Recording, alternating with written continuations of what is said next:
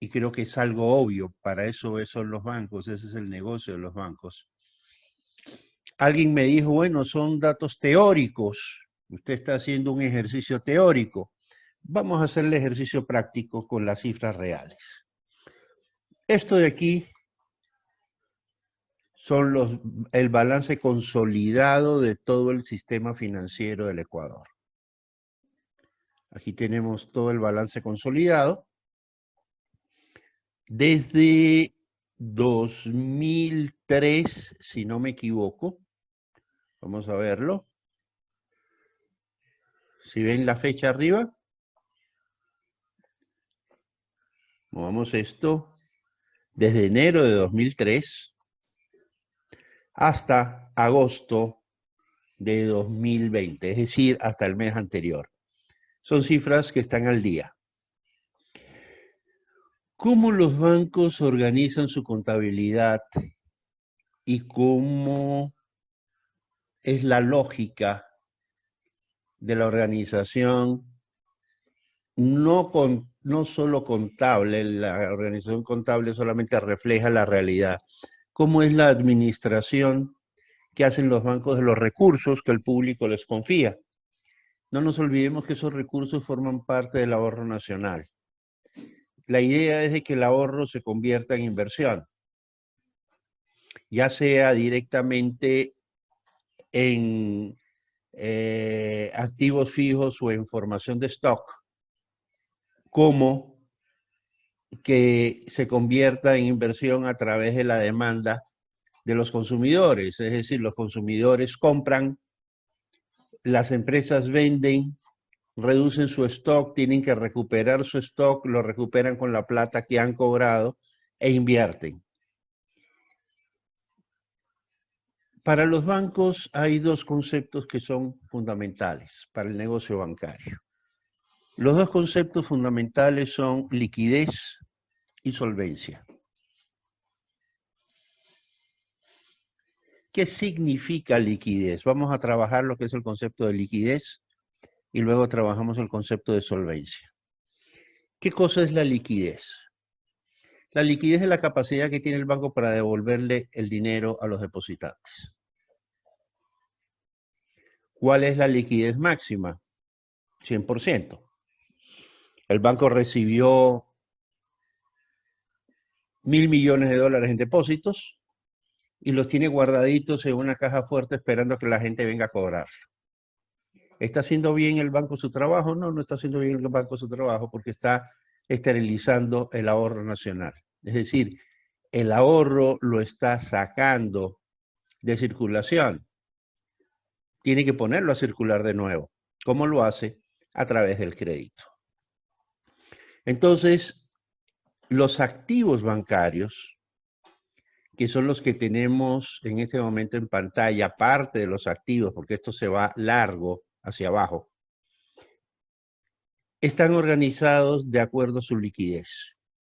De mayor liquidez a menor liquidez. Si ven la primera cuenta de activos, la 1.1, ¿cuál es? Léanlo, fondos disponibles.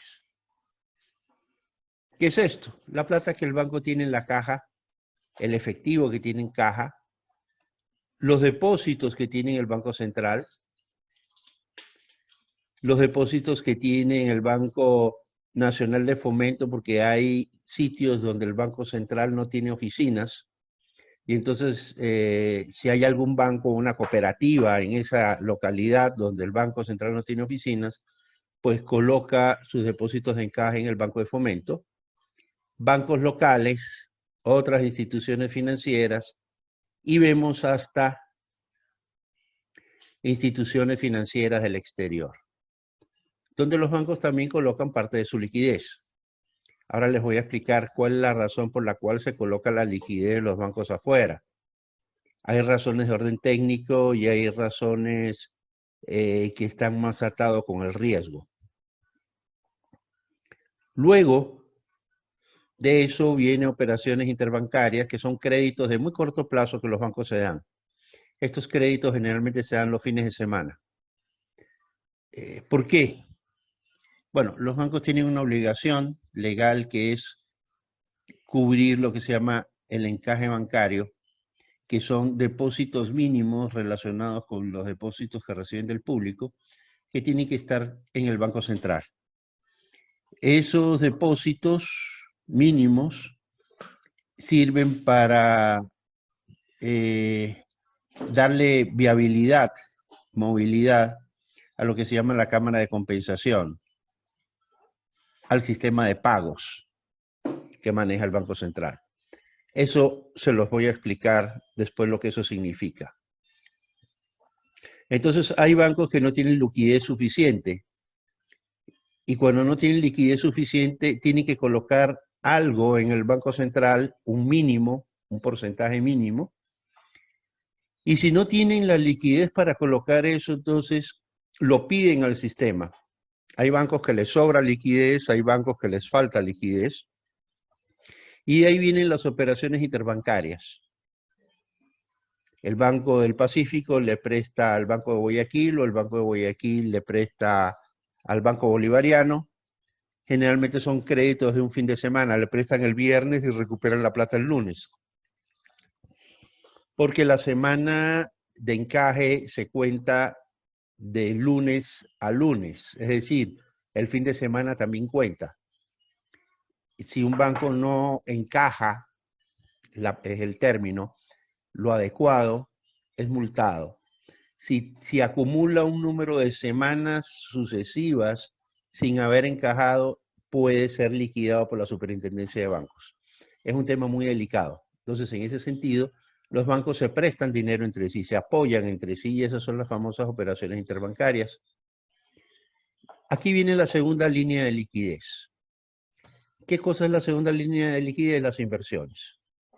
Los bancos, parte de su liquidez, la colocan en otras instituciones o en diversos títulos valores.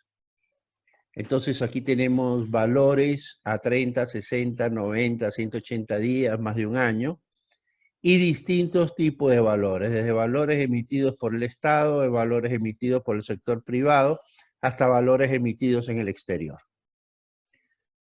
Y aquí vamos pasando a la segunda línea de liquidez. Llegamos a la tercera, la cuenta 14. Esto es la papa de los bancos, la cartera. ¿Qué cosa es la cartera? Son los préstamos que los bancos les hacen a sus clientes. El dinero que los bancos prestan. Y como ustedes pueden ver, hay distintos tipos de cartera. Cartera comercial prioritario, cartera de consumo, cartera inmobiliaria, cartera de microempresas, cartera de crédito productivo, cartera de crédito comercial ordinario, de consumo ordinario, y ahí se va repitiendo. ¿Ok? Las distintas operaciones que los bancos hacen de cartera, los distintos tipos de crédito que dan. Crédito a los consumidores, crédito a los comerciantes, crédito a las industrias. Todo eso forma parte de la cartera de los bancos. Y asimismo, la cartera se clasifica en términos de su liquidez. ¿Qué significa su liquidez? ¿Qué tan cerca está de convertirse en dinero en efectivo? Entonces yo tengo aquí cartera que está a 30 días. ¿Qué significa eso? Que en 30 días el banco se supone que va a recuperar esa plata. Solo en 30 días los billetes verdes se vuelven billetes verdes de nuevo. Aquí hay a 90 días, a 6 meses, a un año, a más de un año. Mientras más largo es el plazo del crédito, menor liquidez es el activo, tiene el activo. Entonces vamos clasificando los activos por liquidez. Primero el dinero en efectivo, luego las inversiones, luego la cartera. Este activo, la cartera, es lo que llamamos el activo productivo. Se le llama activo productivo porque es lo que genera intereses. También las inversiones se le llama activo productivo, porque las inversiones de alguna manera también generan ingresos para el banco. aunque mucho menos de lo que genera la cartera. Entonces, observen cómo podemos ir clasificando los activos, como productivos y como improductivos, o como productivos y no productivos, como líquidos y no líquidos, ¿ok? Pero la lógica con la que los bancos nos presentan su balance está determinado básicamente por la liquidez. De lo más líquido, que es el dinero en efectivo, hacia lo menos líquido, que es los activos fijos, por ejemplo, o otro tipo de activos, por ejemplo, activos diferidos, que son activos que no se recuperan nunca, simplemente se los amortiza contra gastos. Bien, esto es el uso que los bancos le dan al dinero. ¿Cuáles son las fuentes de financiamiento del banco? Ahí vamos a tener que ir a la cuenta 2. Todo uno es cuenta de activo. Vamos a la cuenta 2. Y en la cuenta 2 están los pasivos. Los bancos se financian esencialmente con dos tipos de cuentas. O registran sus fuentes de financiamiento en dos tipos de cuentas. La cuenta de pasivos, que es la más importante, que es donde está todo lo que el banco le debe a alguien, y la cuenta patrimonio, que es los valores, el dinero, los valores que representan el aporte de los accionistas. Un dinero que no se puede retirar. Los pasivos siempre se pueden retirar. El patrimonio nunca. Estos también están determinados en orden a su exigibilidad y a su liquidez. Entonces, ¿cuál es la primera cuenta que aparece en las obligaciones en los pasivos? Las obligaciones con el público. La plata que el banco le debe a la gente. ¿A qué gente? Esencialmente a sus depositantes. Entonces, cuando ustedes van a un banco a depositar un dinero, el banco inmediatamente registra eso en esta cuenta de obligaciones con el público. Y aquí tenemos, de acuerdo a su orden de liquidez, los depósitos a la vista. ¿Cuáles son los depósitos a la vista? Los depósitos en cuenta corriente.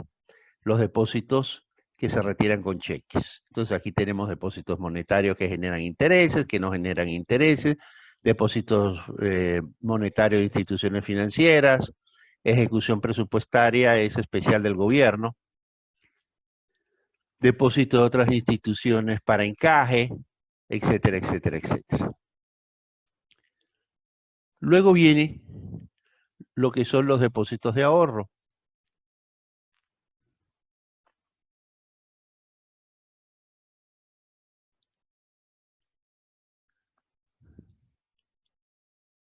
Aquí está. ¿Qué son las cuentas más usadas? Cuentas corrientes, cuentas de ahorros. La cuenta de ahorro menos líquida que la cuenta corriente, porque la cuenta corriente se retira girando un cheque simplemente. No hay ni siquiera que ir al banco, no hay que avisarle al banco, se saca la chequera, se firma el cheque y la plata se fue. Aquí al menos hay que hacer una transferencia o hay que ir a un cajero automático o hay que ir a una ventanilla. Y la obligación de menos liquidez o la menos líquida son los depósitos a plazo. Aquí están. Y entonces los depósitos a plazo los clasificamos de acuerdo a su vencimiento.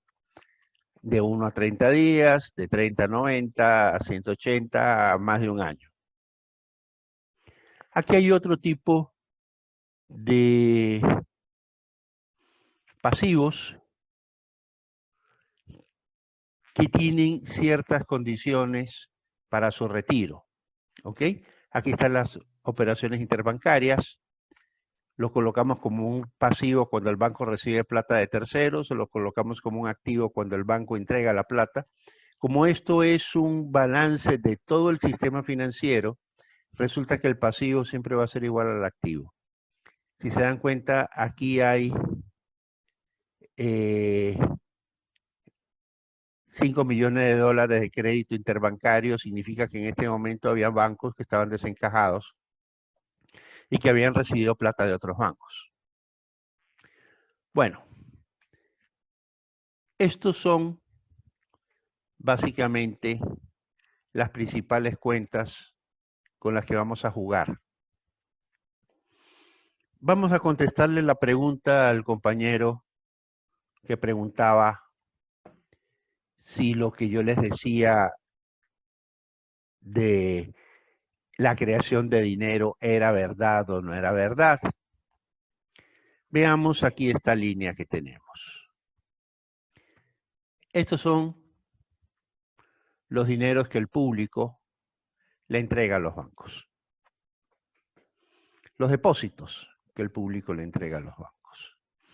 Se supone que es dinero que ha entrado por la ventanilla, que ha entrado por algún lado. Se supone que son dólares, y no es que se supone, son dólares. Pero si la gente fuera a retirar esos dólares, ¿los bancos tendrían la plata para devolverlo? Veamos. Vamos a ver la liquidez. La liquidez está en el activo. Por favor, fíjense bien el valor. De hecho, vamos a copiar esto. Obligaciones con el público. Copiémoslo más abajo. Hoy. Por acá. ¿Sí ven la cantidad de líneas que tenemos?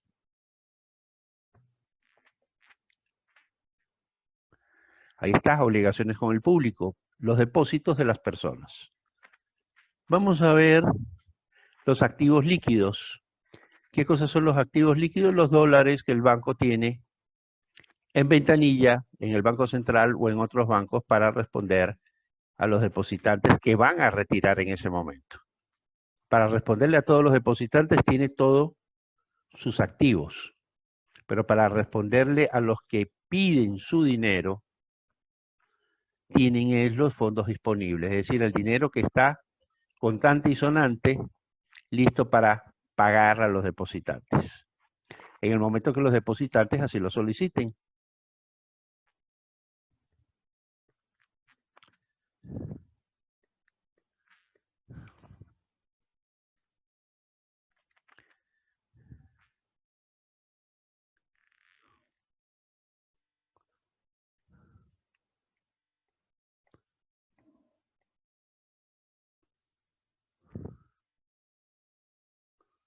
Ay, ¿dónde lo puse?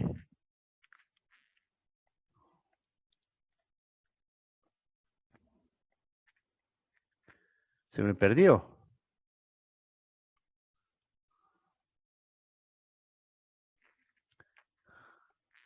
A ver, vamos a repetir la operación. Aquí vamos a poner los fondos disponibles.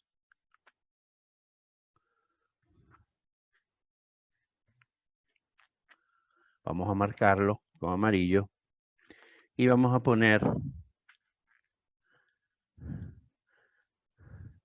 la cuenta 21, que es esta de acá. Obligaciones con el público.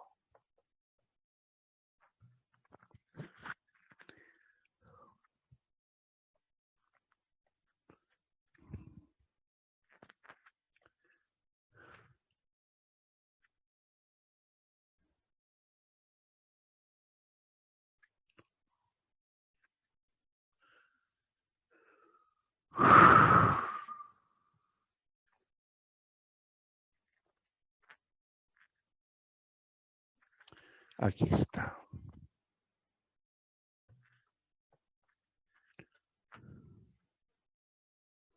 Bien.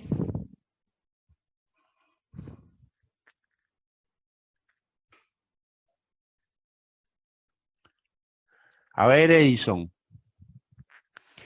¿cuánta plata los clientes de los bancos tienen derecho a retirar en diciembre de 2019? ¿Cuánta plata tenían los clientes en los bancos y que podían retirar de los bancos? ¿Puedes verlo? ¿Qué valor es?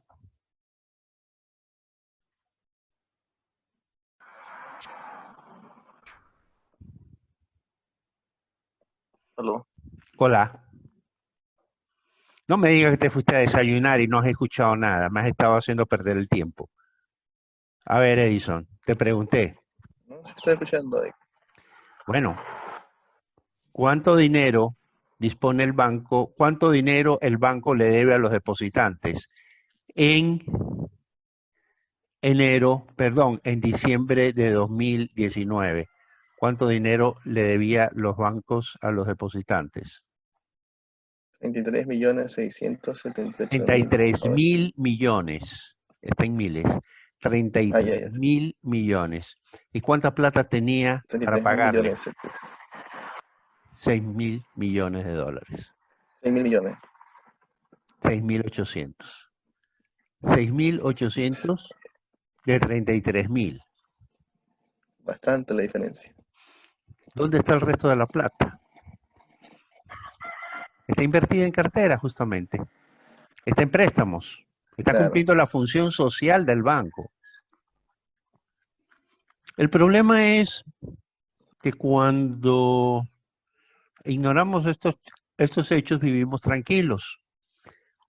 A veces nos volvemos paranoicos y decimos, no, pues es que el banco no va a tener dinero para pagarme, así que voy a retirarlo rapidito. Pero no es así.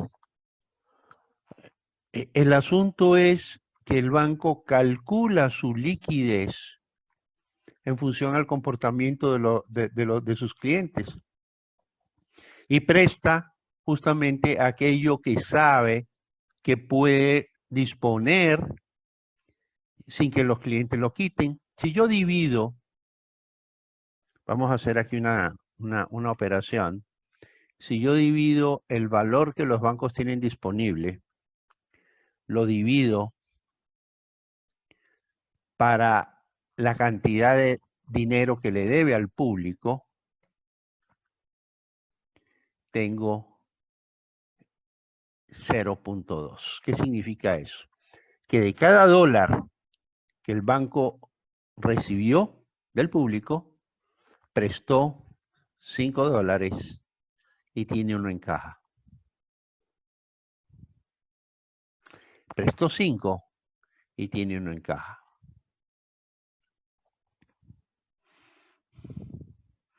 Eso se le llama un índice de liquidez del 20%. O un índice de liquidez de 0,2. Obvio, el índice de liquidez se lo calcula también de otra manera, porque se lo calcula no sobre todas las obligaciones que tiene el banco con el público, sino solamente de aquellas obligaciones a la vista, es decir, exigibles. Estamos hablando de depósitos a plazo y depósitos de ahorro. ¿Ok? Entonces ahí... Y si los bancos, en este caso, si los bancos no captan su cartera que tiene por cobrar, ahí usted hace no recuperan la cartera. claro, Ok. en ese caso, ahí hace el encaje bancario, ¿verdad? O sea que No, no, tal no, vez no, no, otro, no, no, no, no, no, no. El encaje no, bancario es otra cosa. ¿Qué cosa es el encaje bancario? El primer concepto de encaje bancario, el primer concepto, el más primitivo, ya aquel que se usaba en la primera mitad del siglo XX y una parte del siglo XX y en parte de la segunda parte del siglo XX, el concepto que a mí me enseñaron, que es el dinero que el banco privado tiene que tener en el Banco Central para garantizar a los depositantes. Ese concepto es obsoleto. ¿Ok? Ese concepto es obsoleto, es absolutamente obsoleto. Porque los bancos garantizan a los depositantes con toda su liquidez y no solamente con la liquidez que tienen en el Banco Central. En el caso de los bancos ecuatorianos, lo garantizan con la liquidez que tienen en el exterior, fundamentalmente. con los dólares que los bancos tienen en el exterior. De hecho, buena parte de esa plata está depositada fuera del país. No está puesta en el Banco Central. Y vamos a ver por qué. ¿Cuáles son las razones por las que están puestas afuera y no dentro del Banco Central? Que es una de las quejas que siempre venían del gobierno anterior y que obligaban a los bancos a traer, y que por ahí alguien está diciendo que si llega a ser gobierno va a obligar a los bancos a traer el dinero al país. Pero el dinero está afuera por razones de orden técnico y por razones de riesgo. Vamos a hablar de eso, ¿ok? Vamos a la razón técnica del encaje. ¿Cuál es la verdadera razón del encaje? Hay algo que se llama la cámara de compensación. ¿Qué cosa es la cámara de compensación? Vamos a usar el Excel aquí. Este mismo Excel lo vamos a usar como pizarrón. Pensemos en 3 bancos. El banco, imaginemos que en el Ecuador solo hay 3 bancos privados. ¿Ok? El Banco Pacífico, vamos a hablar de Pichincha, y vamos a hablar Guayaquil. ¿Ok? Supongamos que son los 3 únicos bancos privados que hay. Hay muchos más, pero perderíamos la clase usando a todos. Entonces, para el ejemplo que queremos poner de lo que es el sistema de pagos, vamos a usar solamente 3. Aquí ponemos Pacífico, vamos a poner Pichincha, y vamos a poner Guayaquil. Bien, cada uno de estos bancos tiene clientes que disponen de su dinero. Disponen de su dinero a través de tarjetas de débito, disponen de su dinero a través de chequeras, que eran cheques, disponen dinero a través de tarjetas de crédito, van a los almacenes y pagan con su tarjeta de crédito, pagan con su tarjeta de débito. Y cuando se usa estos medios de pago, cheques, transferencias electrónicas, dinero plástico o dinero electrónico, porque hoy el dinero plástico también resulta ser electrónico, como son las tarjetas de débito, las tarjetas de crédito, siempre hay una transacción entre bancos. Siempre se genera una transacción entre bancos. Por ejemplo, yo voy con Pacificar a comprar en Supermaxi.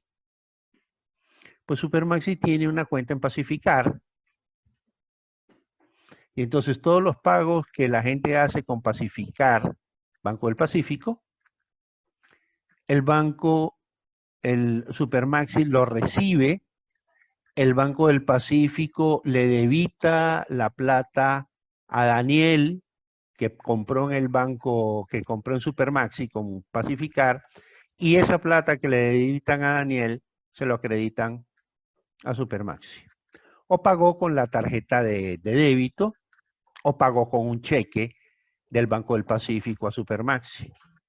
Supermaxi entonces va a coger ese cheque y lo va a depositar en el Pacífico y lo va a cobrar. Ahora, Supermaxi es una institución muy grande que tiene cuentas en muchos bancos y deposita en el banco que le corresponde. Supongamos que no fuimos a Supermaxi ahora. Supongamos que fuimos a la boutique Qué linda que eres. Y en la boutique Qué linda que eres te compraste algo y pagaste con la tarjeta de débito del Pacífico. Pero,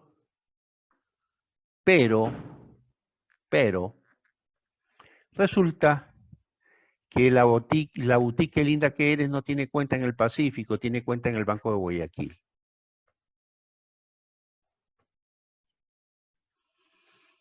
¿A dónde yo estoy pagando a la boutique.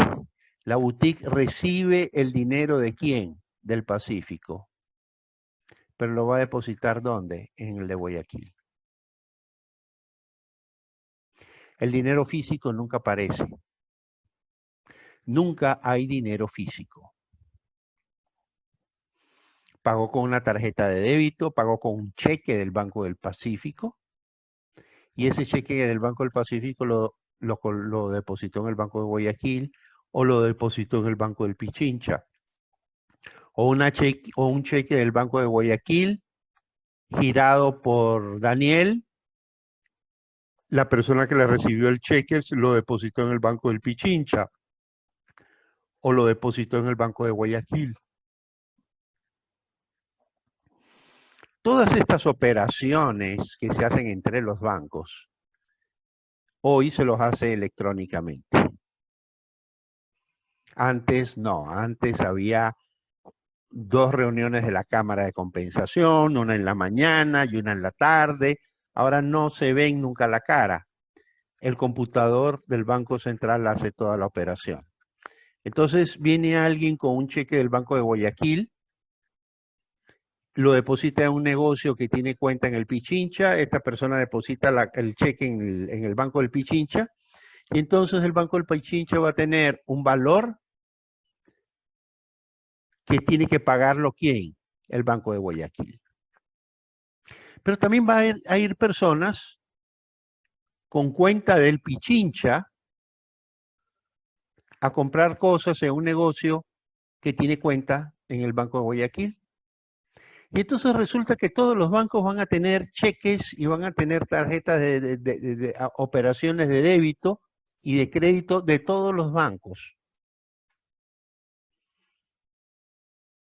Por eso llamamos a esto la cámara de compensación o el sistema de pagos. El computador empieza a cruzar. El Banco del Pacífico le debe al Banco del Pichincha 100, pero el Banco del Pichincha le debe al Pacífico 80. ¿Cuánto le tiene que pagar? 10. Pero el Banco de Guayaquil tiene que cobrarle al Pacífico 20 y le debe al Pichincha 30. ¿Quién termina pagándole al Pichincha lo que el Pacífico le debe? Lo termina pagando el Banco de Guayaquil.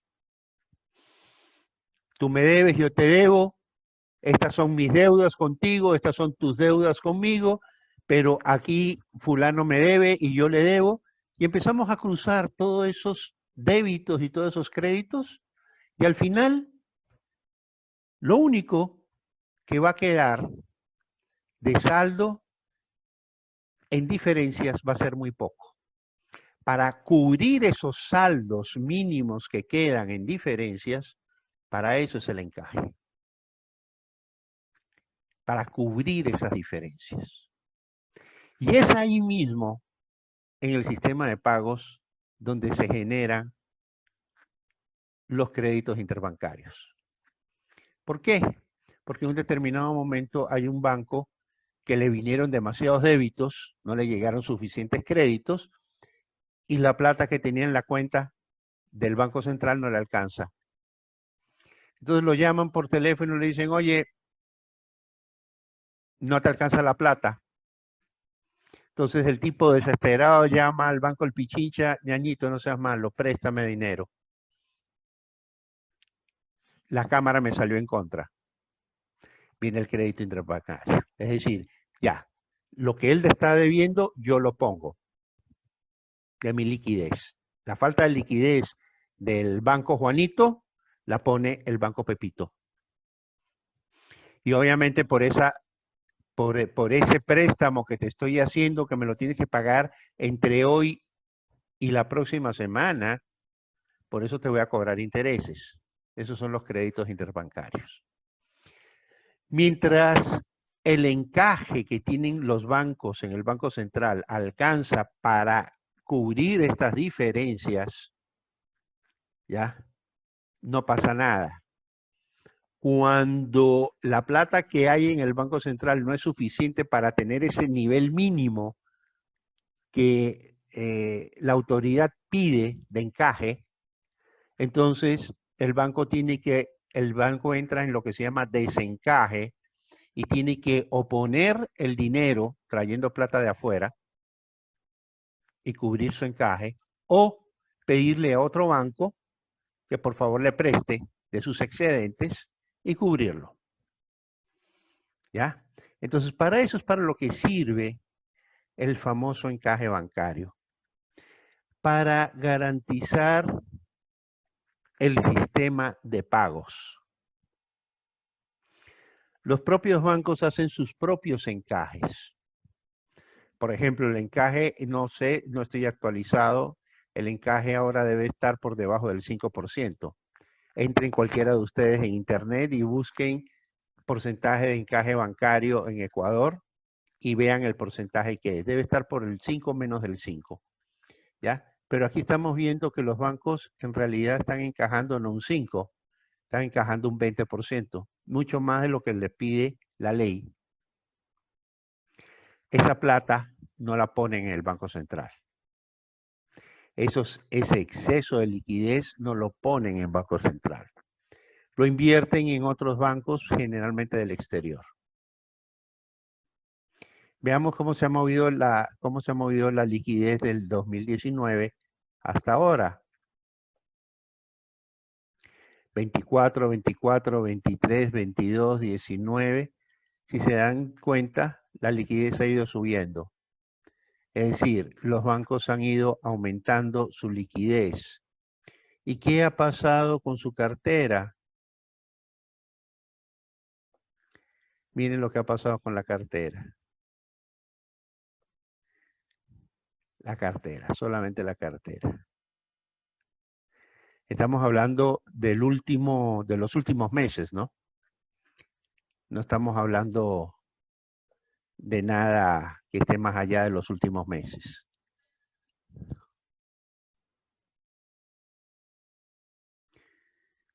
Miren lo que ha pasado con la cartera.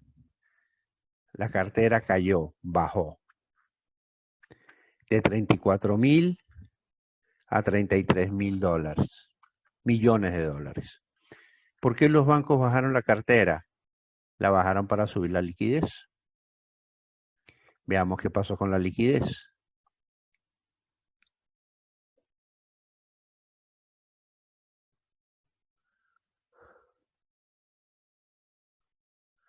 ¿Sí ven?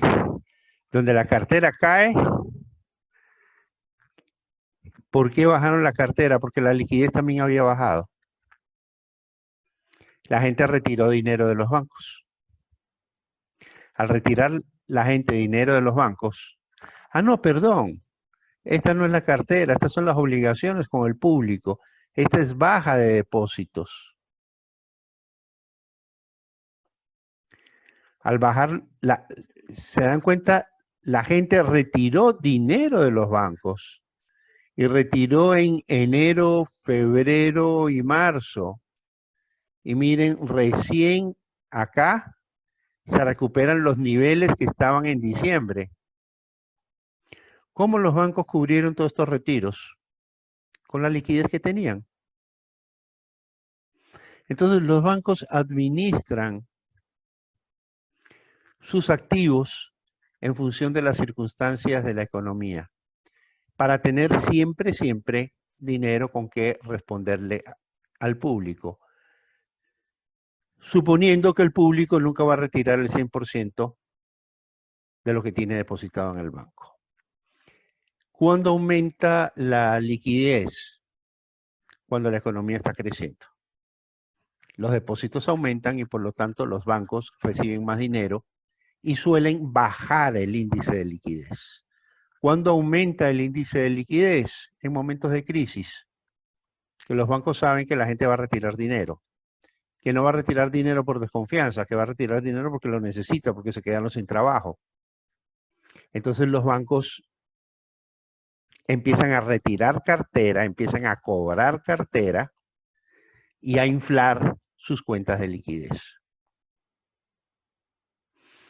Comienzan a acumular dinero simplemente para pagar cuando los clientes vienen a llevarse su dinero. Generalmente nunca se puede calcular cuánto es el dinero, por eso los bancos se vuelven conservadores en épocas de crisis. ¿Qué significa eso? Que son más estrictos prestando la plata, prestan menos y procuran mantener su liquidez, porque saben que la pueden solicitar, la pueden necesitar en un momento de pánico, por ejemplo. Cuando la gente empiece a pedir que le paguen su dinero porque lo necesitan, o porque la gente empezó a quedarse sin trabajo y lo primero que hace es ir al banco a retirar su dinero porque es lo único con lo que pueden, con lo que cuentan para vivir. Entonces los bancos tienen que tener las reservas necesarias. Pero nunca las reservas son el 100%, jamás. De hecho, si yo veo un banco que tiene reservas del 100%, yo de ese banco desconfío. Porque lo primero que me tengo que preguntar con un banco es de qué vive. La gente, por ejemplo, no le gusta que los bancos ganen plata. Vivimos una cultura de odio.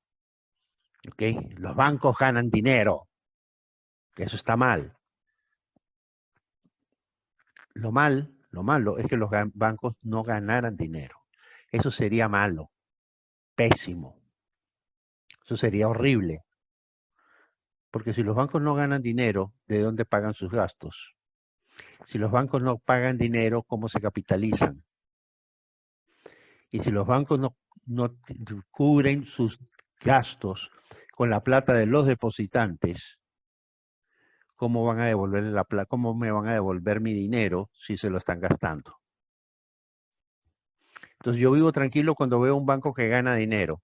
A ese banco yo le deposito. Ese banco para mí es confiable. En ese banco me siento seguro porque está administrando bien el dinero que yo le he confiado. Cuando yo veo que el banco se guarda, se sienta sobre el dinero que yo le he confiado, en ese momento sé que ese banco va a perder dinero. Así que mientras más rápido me vaya, es mejor. ¿Estamos? ¿Está clara la idea? O sea, la cultura de odio que lamentablemente nosotros cultivamos en los últimos años y que tanto daño nos hace, nos lleva a una visión irracional de lo que es el sistema financiero. El sistema financiero es esto, lo que les estoy mostrando. La intermediación, ¿por qué se llaman intermediarios financieros? Porque toman el ahorro de quien tiene ahorro y se lo dan a los que necesitan ese dinero para invertirlo. No se sientan arriba del dinero, no lo guardan en una caja fuerte. Gracias a esa intermediación es que la economía crece. Si los bancos se sentaran sobre el dinero, la economía se estancaría. Si viviéramos una economía con mayor confianza, donde los bancos pudieran prestar más dinero y no tener niveles de liquidez tan altos como los que tienen, entonces tendríamos una economía que crecería más rápido. Y todos nos sentiríamos mucho más seguros. ¿Me explico? Pero los bancos tienen una función social que cumplir. Y es prestar el dinero que representa el ahorro nacional. Esa es su función. Ese es su trabajo. Esa es su función social. Para eso están. Y ganan dinero haciendo ese trabajo, pues bienvenido sea que ganen dinero. Están haciendo un muy buen trabajo y sobre todo es un trabajo muy técnico y de muchísimo riesgo, donde ellos también están arriesgando su patrimonio. ¿Me explico? Bien, Edison está haciendo una pregunta. ¿Qué ocurre cuando los bancos comienzan a perder este dinero?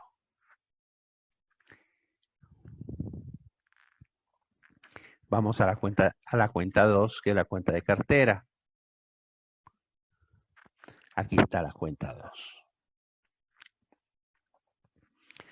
Aquí todo está muy bonito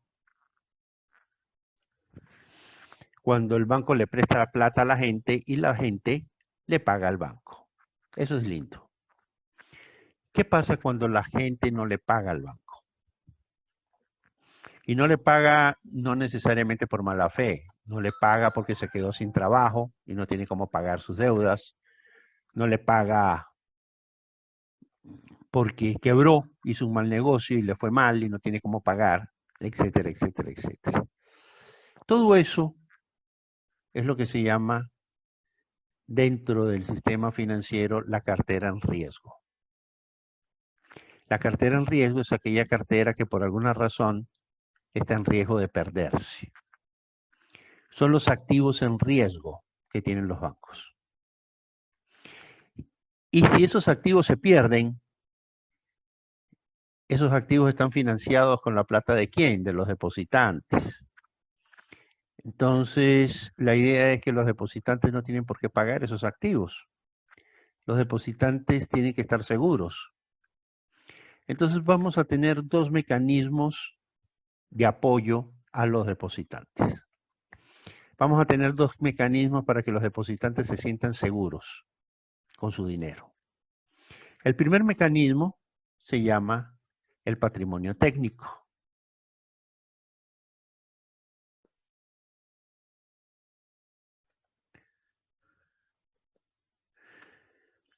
¿Qué cosa es el patrimonio técnico? Se los voy a explicar de la manera más simple. No es exactamente lo que les voy a decir, pero se los voy a explicar de la manera más simple. De cada dólar que los depositantes, de cada dólar que el público pone en el banco, los dueños del banco tienen que tener $9. En otras palabras, por cada $100 por cada $100 que los bancos tienen en riesgo, en cartera, en uso, los dueños del banco tienen que poner $9. Por cada 100, los dueños del banco tienen que poner $9. El patrimonio, el índice de patrimonio técnico es eso, 9,09. Yo divido este valor patrimonio que el banco tiene y que está compuesto por una serie de elementos. Aquí está, 40.000 millones de dólares. Ah, no, eso es patrimonio pasivo. 4 millones de dólares 600, ¿sí ven? Ese es el patrimonio total. Yo esto lo divido para este valor que tengo acá, que es el total de patrimonio y pasivos. ¿Y qué me da? ¿Qué valor me da? Aquí me está dando un poco más del 10%. No, menos del 10%, 9 y pico. La idea es que ese valor no puede ser menos de 9%. Si yo divido este valor para este, me tiene que dar más de 9%. ¿Qué significa eso? Que por cada dólar que el banco maneja, los accionistas tienen que haber puesto 9. La diferencia, 91, la ha puesto el público. Pero los accionistas tienen que poner $9 por cada $100 que pone el público. O por cada $91 que pone el público, para que sume 100 los dos. Esa es la primera barrera que protege a los depositantes, la plata de los accionistas. Entonces, ¿en qué se invierte? Y aquí tenemos que ver cómo los bancos invierten el dinero. Los bancos tienen edificios muy bonitos, ¿no? Lindos edificios. Esos edificios son construidos ¿con qué plata? Con la de los accionistas. Prohibido que los bancos tomen plata de los depositantes para construir edificios. No. La plata de los depositantes financian los activos fijos perdón, los activos productivos y los activos líquidos. El banco tiene la obligación de colocar la plata de los depositantes en activos líquidos y en activos productivos. ¿Cuáles son los activos productivos? Inversiones y cartera. Ahí tiene que ir la plata de los depositantes. ¿Cómo el banco financia sus edificios? Con su patrimonio. La plata de los depositantes va a activos productivos y activos líquidos. La plata de los accionistas va a todo lo demás. Entonces, el banco va a construir un edificio, patrimonio, no la plata de los depositantes. Que tiene que hacer inversiones en sistemas telemáticos, inversiones en sistemas cibernéticos y en tecnología. Sí, todo eso es muy bonito, pero no va la plata de los depositantes ahí, va la plata de los accionistas. Porque si yo tengo que liquidar el banco, no le puedo pagar a los accionistas con computadoras. Le tengo que pagar con dinero.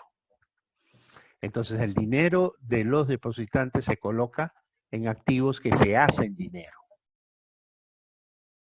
La plata de los accionistas se puede colocar en todo lo demás, financiando carros, financiando edificios, financiando ciertos gastos que los bancos tienen que hacer. Todo eso se hace con la plata de los accionistas, con la plata de los clientes, liquidez y activos productivos, es decir, inversiones y cartera. Entonces, esa es la primera línea de defensa de los depositantes. La plata de los depositantes no puede estar en un edificio. Ustedes son muy jóvenes para acordarse de la crisis del Banco del Progreso, por ejemplo. La gente decía, es que el Banco del Progreso es un banco sólido porque mire las columnas gruesas que tiene y mire esas puertas de oro. No eran de oro, eran de cobre. Pero la gente se impresionaba por el edificio, sin tomar conciencia de que si el banco quiebra no le pueden estar pagando con ladrillos, ni le pueden estar pagando con la puerta, ni con una columna. Le tienen que pagar con dinero. Uno de los problemas del Banco de la Previsora fue ese edificio que ustedes ven en 9 de octubre, ese edificio imponente. Claro, muy lindo, imponente, es el edificio más alto fue el edificio más alto del Pacífico Sur durante muchos años. Pero el banco quebró, pues. Y cuando la gente fue a retirar su dinero, le dijeron, ahí está el edificio. Llévese un ladrillo. No.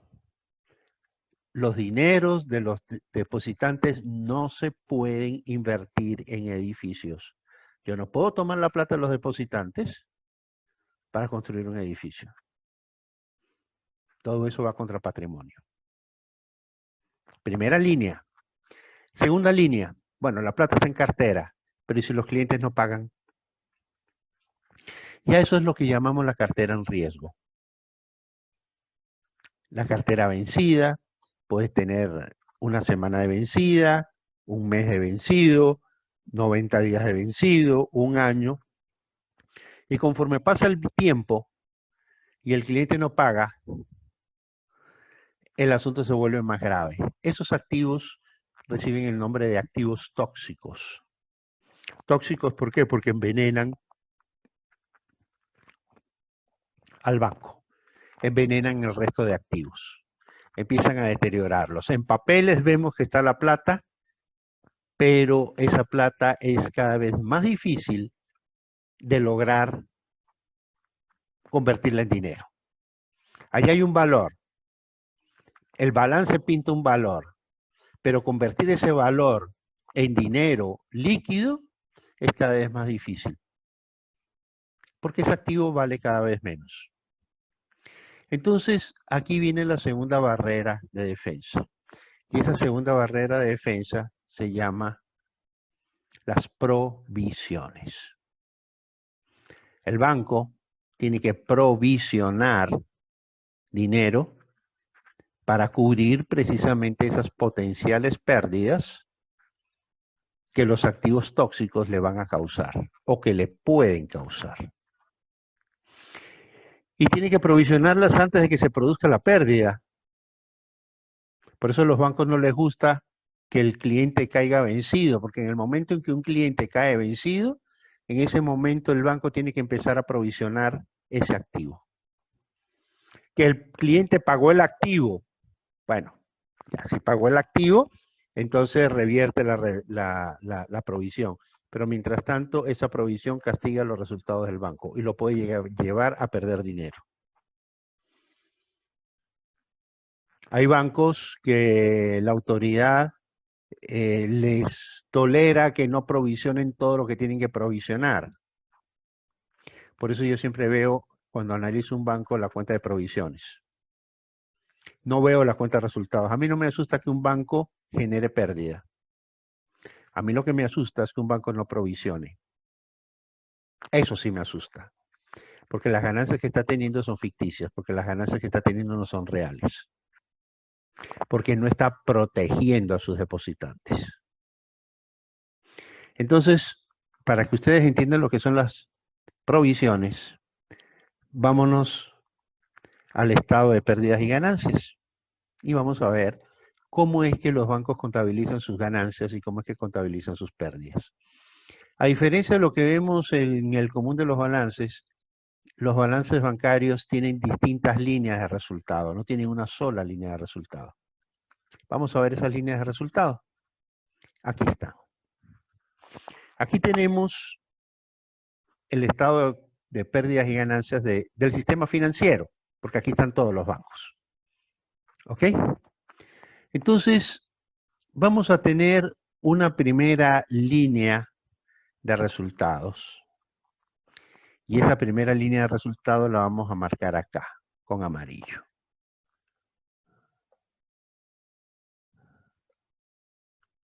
Esa primera línea de resultados la vamos a llamar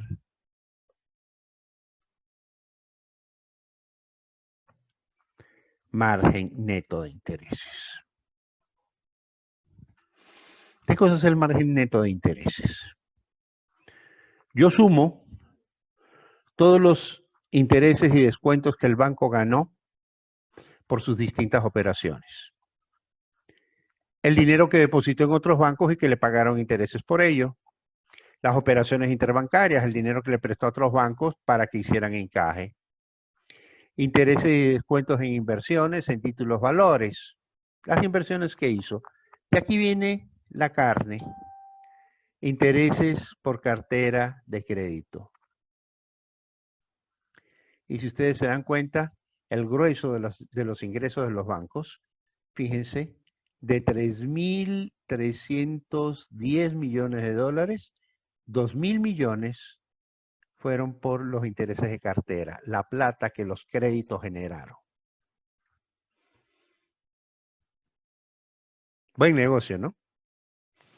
Prestar dinero que no es mío, y eso a los bancos les produce cerca de 1/3 de sus ingresos.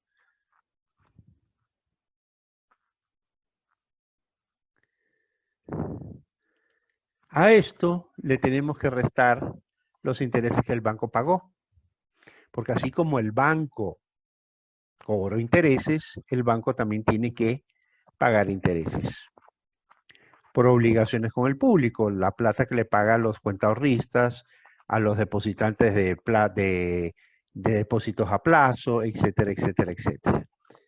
Operaciones interbancarias, los intereses que le paga a otros bancos por operaciones interbancarias, los intereses por créditos que recibe de otros bancos y de bancos del exterior, líneas de crédito que recibe el banco de bancos del exterior, valores en circulación, intereses que generan títulos que los propios bancos emiten. Y entonces la diferencia entre los intereses y descuentos cobrados y los intereses y descuentos pagados da lo que se llama el margen de intereses. Ahora, ¿esto es ganancia del banco? No. La ganancia se va a mover más allá, porque los bancos no solamente cobran intereses, los bancos también cobran comisiones. Comisiones por operaciones contingentes. No hemos hablado de operaciones contingentes con ustedes. Le voy a pedir a Edison que me haga memoria si se acaba la clase para tocar lo de operaciones contingentes en la próxima clase. ¿Ok? Porque es importantísimo. Comisiones. Entonces, comisiones por cartera, comisiones, etcétera, etcétera, etcétera, etcétera. Y así como gana comisiones, recibe comisiones, también recibe servicios. Y aquí tenemos un poco de servicios que nosotros conocemos. Servicios fiduciarios, servicios especiales, almacenaje, transporte, inspección, garantías crediticias, servicios financieros con cargo máximo, tarifas, que el cajero automático, que el no sé qué, que el no sé cuánto, toda esa plata que los bancos cobran por los servicios que venden. Y aquí están las comisiones que los bancos tienen que pagar. Aquí tenemos la línea que se llama utilidades financieras, las pérdidas financieras, y llegamos al margen bruto financiero. Y aquí tenemos entonces la otra línea. La primera línea era por intereses, y en la segunda línea metimos todo lo demás que es el negocio bancario, que comprende fundamentalmente las comisiones y la venta de servicios. Y aquí tenemos el margen bruto que han recibido los bancos. ¿Cuál es la diferencia entre el margen bruto financiero y el margen de intereses? Veámoslo.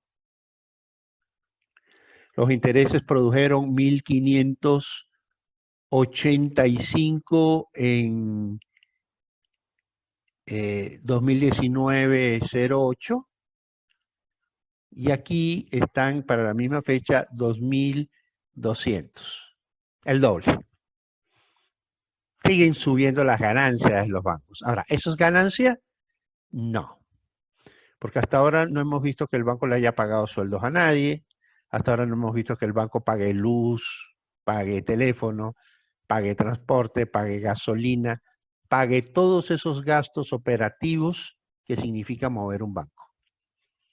Hasta aquí solamente hemos visto los resultados financieros, pero todavía no hemos pagado los gastos.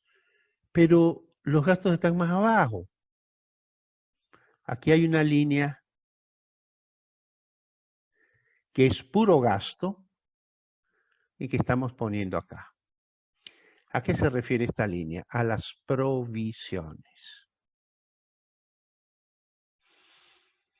Y ustedes dirán, ¿y dónde están los trabajadores del banco? Deberían de pagarle primero a los trabajadores y si sobra plata hacer las provisiones. No. Primero son las provisiones, luego son los trabajadores. Porque antes que los trabajadores están los depositantes, que son los dueños del dinero. Que es Edison, que tiene una cuenta de ahorro, que es Daniel, que tiene una cuenta corriente. Primero son ellos. Hay que protegerlos a ellos primero.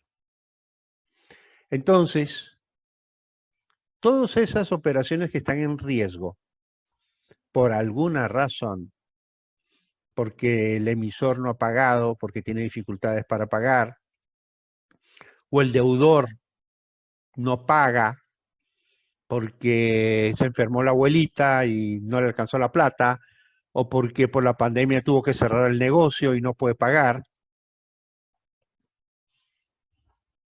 Entonces, todos esos negocios, el banco tiene que empezar a hacer provisiones. Un porcentaje de ese valor lo tiene que tirar a gasto, y lo tira a gasto a través de provisiones. Y entonces aquí vemos que los bancos han provisionado 415 millones de dólares el 08 del 2019. De esto, fíjense que de cartera de créditos algunas son las operaciones, 366 millones de dólares.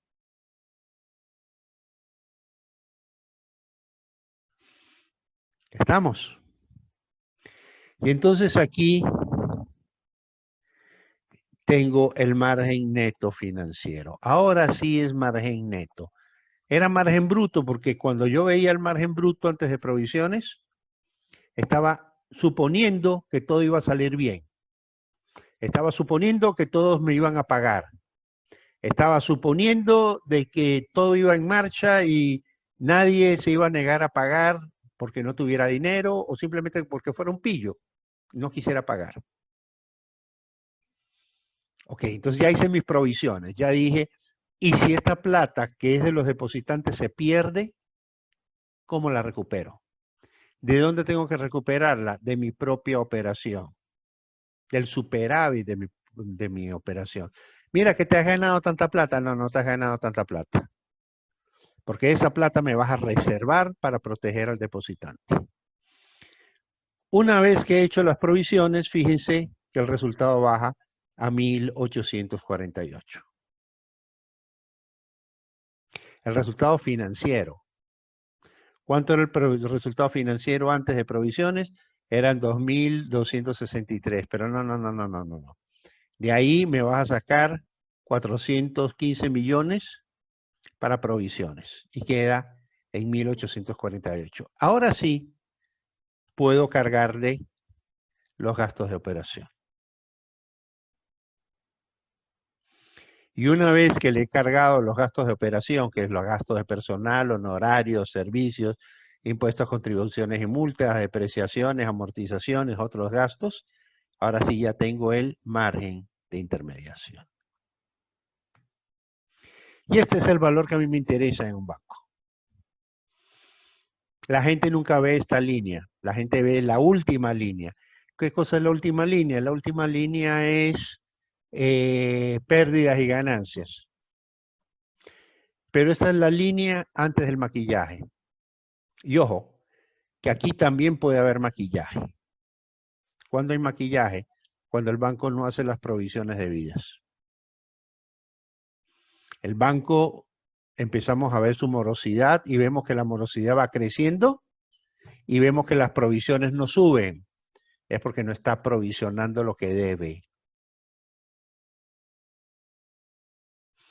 Entonces, cuando yo veo y tengo que comparar cómo evoluciona la cartera vencida y cómo evoluciona las provisiones.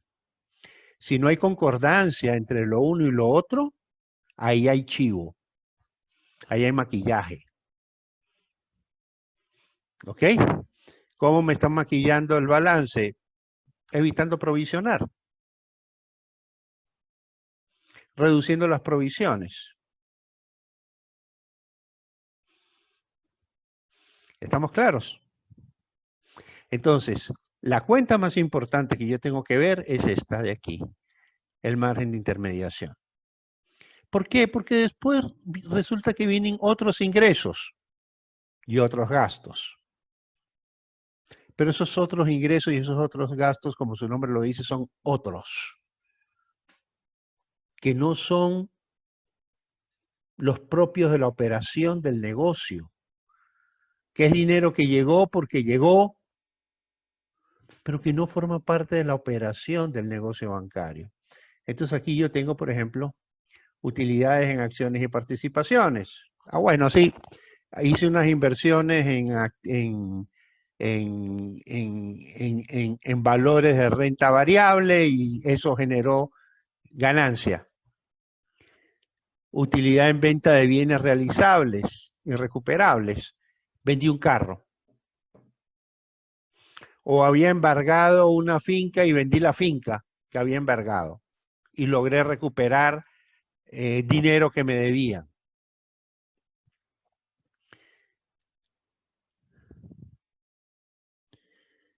Aquí tengo un margen operacional, un primer margen operacional. Y aquí tengo otros gastos y otras pérdidas. Otros. ¿Y qué son esos otros? Otros. No sé cuáles, otros. Y entonces aquí viene impuestos y participación de empleados y aquí viene la ganancia o pérdida. Después de culebras, lagartijas y todo lo que le voy metiendo al balance, más allá de lo que es mi margen de intermediación, entonces tengo aquí otro resultado. Y ustedes ven muchos balances donde este margen es negativo. Pero entre cucarachas, culebras y serpientes, ese resultado se vira.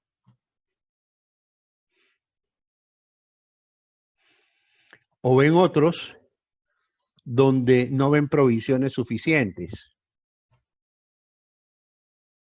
O ven que esta cuenta acá se vira en las recuperaciones. Yo voy donde un cliente que me debe $1 millón y por el que tuve que provisionar $1 millón y eso me está costando una pérdida. Y le digo, mira, hagamos una cosa, arreglemos, te doy 1 año más para que me pagues. ¿El cliente tiene con qué pagar? No, no tiene con qué pagar, pero si yo le doy 1 año más, ya la cartera ya no la tengo que provisionar porque ya no está vencida, ya está renovada. Y entonces revierto la reserva que había, las provisiones que había hecho sobre esa cartera. Y lo que arriba aparece como un débito, abajo lo vuelvo a acreditar. Entonces, chicos, cuando uno ve un balance bancario tiene que saber leerlo. Y tiene que aprender lo principal, los principios fundamentales que les estoy diciendo. ¿Ya? Las cuentas más importantes. Para mí la cuenta más importante es la cuenta provisiones. ¿Contra qué lo tengo que ver? Contra cartera en riesgo o activos en riesgo. ¿Por qué? Porque ahí está la plata de los depositantes. Ahí es donde está el dinero de los depositantes. Si yo tengo buenas provisiones, la cartera vencida debe de preocuparme, sí, pero es algo normal. Todos los bancos tienen cartera vencida. Que la cartera vencida esté subiendo en momentos de crisis, no esperes otra cosa. No puede pasar otra cosa en momentos de crisis. Si yo tengo un momento de crisis y veo que la cartera vencida no sube, ahí está pasando algo. ¿Por qué? Cuando hay una crisis económica, siempre la gente entra en mora. Por ejemplo, lo que nos está pasando ahora. Yo estoy en mora con todas mis tarjetas de crédito. A todos les pago, pero les pago con 1 mes de atraso. ¿Por qué? Porque a mí el gobierno también me está pagando con 1 mes de atraso. Yo no puedo pagar de un dinero que no tengo. Entonces me llaman de la tarjeta de crédito, mira, lo siento mucho, apenas me cobren, yo te pago. Hemos tenido retrasos hasta de 45 días en el sueldo, pues yo también he tenido retrasos hasta de 45 días en mis tarjetas de crédito. Y sé que el banco ha tenido que provisionar por mí, no porque yo sea mala persona, sino porque he caído en mora. Lo raro es que no caigamos en mora, eso sí sería rarísimo. Los bancos inmediatamente para evitar la mora, ¿qué fue lo que hicieron? Negociaron con los clientes, mira, te voy a renovar. La propia junta bancaria dio la idea y le pidió a los bancos que no cobraran, sino que renovaran las operaciones. Y a los bancos les convino hacerlo, ¿por qué? Porque no tuvieron que hacer provisiones. No tuvieron la obligación de provisionar por esa cartera que se deterioró. Pero que la cartera se deteriora, la cartera se deteriora. Entonces los bancos de sus ganancias, de sus ingresos, de esos excedentes que tienen de sus operaciones, lo primero que tienen que hacer, la primera obligación que tienen que cumplir sin barajo, es proteger a los depositantes. ¿Cómo los protegen? Los protegen con provisiones. No sé, Edison, si eso te satisface la pregunta que tenías. Tú preguntaste cómo se responde a los depositantes. Pues ya quedó claro, Héctor. Los mecanismos son esos. El uno, el patrimonio del banco. Por eso cuando un banco empieza a dar pérdida, lo primero que tiene que afectar es el patrimonio. Y por eso es que la autoridad tiene que vigilar el patrimonio del banco. Que el dinero de los accionistas esté enterito. ¿Qué pasa cuando empieza a botar pérdida? El patrimonio se empieza a afectar. ¿Qué pasa cuando el patrimonio baja de 9%? Alarma, cuidado. Porque una vez que se haya comido el patrimonio, siguen los depósitos. No podemos dejar que la mecha llegue hasta los depósitos. Hay que cortar la mecha antes de que llegue a los depósitos. Por eso la liquidación de los bancos es importante. Y ahí vienen los problemas políticos. Yo fui gerente general del Seguro de Depósitos del Ecuador hasta agosto del 2014, hasta agosto del 2015. 2015 o 2016, ya ni me acuerdo. Las peleas con otros entes de gobierno por dos bancos. El uno era el territorial, que lo liquidó. Pero cuando nosotros pedimos que lo liquidaran, no lo quisieron liquidar. El banco estaba quebrado, técnicamente quebrado. No tenía solución. ¿Cuál era la instrucción? Ningún banco se liquida hasta elecciones, porque si liquidamos un banco antes de elecciones, la gente va a decir que hay un feriado bancario y entonces nos cae el discurso del feriado bancario.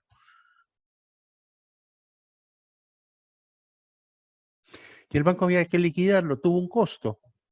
Cuando nosotros observamos que el banco ya había perdido, ya se había tragado plata de los depositantes, se resolvía con 11 millones de dólares. 11 millones de dólares resolvía el problema del banco. No salvar al banco, sino pagarle a los depositantes. Ojo, no estoy hablando de salvar un banco. Estoy hablando de cumplir a los depositantes. Cuando se tomó la decisión de liquidar el Banco Territorial, eso fue en abril del 2012, si no me equivoco, el costo fue 53 millones de dólares. 53. 42 millones de dólares más de lo que hubiera costado cuando nosotros pedimos que lo hicieran.